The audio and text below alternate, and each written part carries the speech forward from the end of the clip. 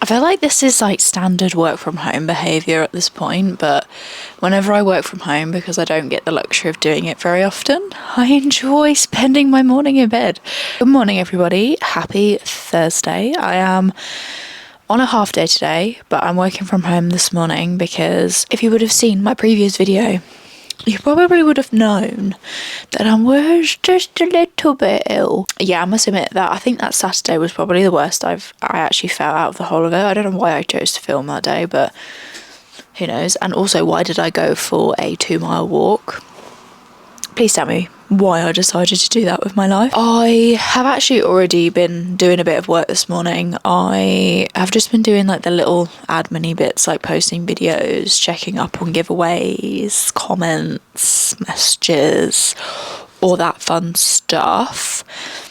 I have quite a few bits to edit, and I also need to update a data sheet because that needs to happen. But yeah, I feel like actually today I might talk you through a few of, so I've got my social sheet for scheduling. I feel like I might talk you through it only because it's actually really handy to like see this, and also if you're new into social media marketing or like social media and you want like a solid like this is how to schedule and plan your content, I feel like this is great. I do have a half day, I don't know whether I mentioned, but I will be, I think I'm gonna, because obviously I think I started at like 9 today, so I can probably finish at 1, but I'm gonna shut up and I'm gonna get on with some work. I do have quite a lot of posts to write and caption today and edit, so let's go.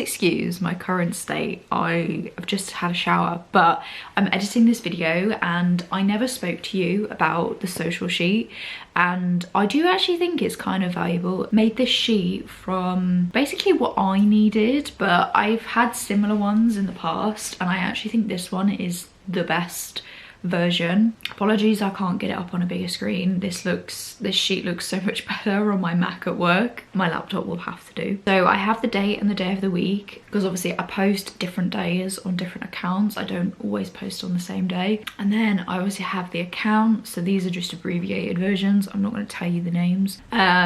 And then I also have the type of content. Is it a reel? Is it a photo? I then have the concept. I then have reel like the text on the reel, which is really, really important because you also need that proofread too. So I usually write down what I want the POV or the text on the screen or whatever. I will always put that in before I put it on the video. I then always put the caption, so whatever caption I like. Then have a column for music, so I always tick whether or not there's music attached or whether I need to add it. Photos, so that's usually like whether I got a cover photo ready. Any amendments, so my manager will read this before. It is always handy to have a second pair of eyes. And then obviously once those amendments I've added and changed and whatever, I will tick it. And then obviously status, in the drop down menu I have a few different ones. So I have pending, in process, scheduled and completed. So completed is when it's uploaded. Have a section for posted on. I don't really keep up to that because I pretty much know in my head it's going to be TikTok, Instagram and Facebook. And yeah, I might end up creating a free template of this if you guys like this. I can share it. I'll have to work out how that works, but yeah, I could probably make a template like this and share it with people if that's something you're interested in. But yeah, let's go back to the day where I get my hair done. Right, I'm in the car just about to head off to my hair appointment. I do have a bit of time. I'm actually just gonna pop into my parents' house because that's literally like 5-minute walk down the road from my hairdresser, so I'm going to park there and utilise the parking. But I just wanted to point out, this is the first time all winter that I've got in the car and not needed to do the windscreen, like demist it or get the heated seats on. Like, I'm actually debating whether or not I need the aircon on today. Summer is coming, guys. It's coming, okay? But I had the best nap of my life because my headache was getting a bit too much. So I thought, you know what? I'm just going to have a nap. I'm not going to power through because honestly, having your hair done when you have a headache is the worst. So I've got tablets in my bag just in case. And I've also got a banana just to give me some sugar. So I'm going to eat that before I go off to my hair appointment. But yeah, I'm going to stop talking. This is kind of a before. It's giving outgrown, it's giving I need some love and attention, and I feel like this hair transformation is going to be absolutely friggin' drastic, so I will catch you on the flip side. My hair, I swear, like, this is the nicest blonde I think I've ever been. Like, this takes all of the other, like, bleachy blondes that I've had to, like, a 0. This is absolutely beautiful. Like, it's, like, such a caramel blonde. I'm actually obsessed. But I wanted to give you a book update, right? Because I'm not gonna lie to you, this Elsie Silver book has received so much hate.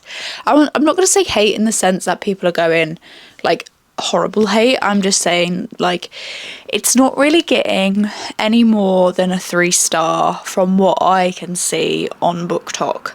So I did just want to give my 2 pence, right? So the whole point, like, the whole premise of this book, so if you haven't read this book and you're going to, it's probably a good idea to kind of skip this because I'm going to give you some of the storyline. So this book starts out with Tabitha and Reese, and she literally knocks on his door, tells him, my sister's moving in, if she misses any rent, you need to let me know. Next chapter, you find out that she's actually dead, and it's never, I don't know if it's fully addressed. If it is addressed, I completely forgot about that. But it's just basically a speculation that she's got too reliant on the pain meds that she had when she had an injury in high school, and she basically overdoses. That's why she dies.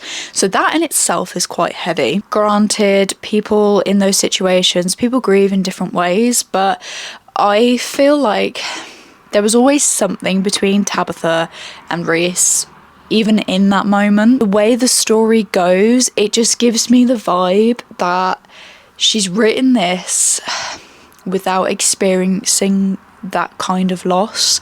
I think this could have probably been handled a little bit better, because the main problem in this story, which I think is very much brushed past, is the fact this sister has a son, and literally the whole reason why Reese is in the story is because the sister has told everyone in the will that Reese is gonna be the guardian of the son, and they end up working it out. They end up getting married, a marriage out of convenience, so, but it's very quickly lost the whole my sister died and my sister's son is left. Like, that whole part of the story is just kind of been left as a distant memory, and I think why people are very disappointed is because it is just like the sisters killed off, they fall in love after a marriage of convenience, which a marriage is kind of just really random, and then they obviously end up falling in love naturally, and it's all a bit weird, and it all just feels like the reason why they are together is because they grieved. Luckily it obviously works out for them, but I just think this whole book, with the way that she's thrown grief and how to deal with grief in here, I just don't think is great. That's my take on it. I am going to shut up because I've been chatting to you for 10 minutes and I would quite like some dinner because it's 7 o'clock. So I'll be back.